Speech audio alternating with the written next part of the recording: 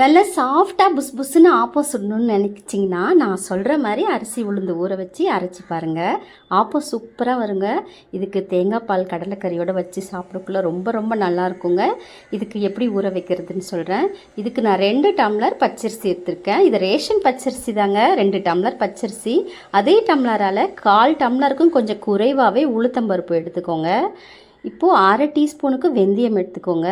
இதை நல்லா கழுவிட்டு ஒரு 4-5 முறை கழுவிட்டு நல்ல தண்ணி ஊற்றி ஊற விட்டுடுங்க. ஒரு 5 மணி நேரம் நல்லா ஊறட்டும். அதுக்கப்புறமா மிக்ஸி ஜாரில் ஒரு 3/4 அரிசியை சேர்த்து நல்லா அரைச்சிடுங்க. நல்லா ஃபைனாக அரைச்சிடுங்க.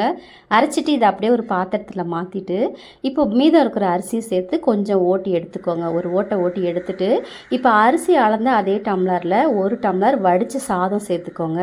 அதே டம்ளரில் 1/2 டம்ளருக்கு தேங்காய் துருவல் சேர்த்துட்டு ஒரு 1/2 டீஸ்பூனுக்கு ஜீனி சேர்த்துக்கோங்க. கொஞ்சமாக உப்பு சேர்த்துட்டு இதை நல்லா ஃபைனாக அரைச்சிக்கோங்க.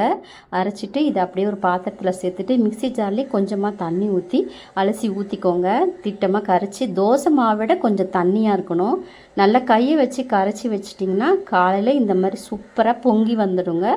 மறுநாள் காலையில் நீங்கள் ஆப்ப சட்டியில் எப்போதும் போல் நீங்கள் ஆப்பம் ஊற்றிட்டு மூடி வச்சுட்டு நல்லா வேக வச்சு எடுத்து பாருங்களேன். சூப்பராக வரும் ஆப்பம்.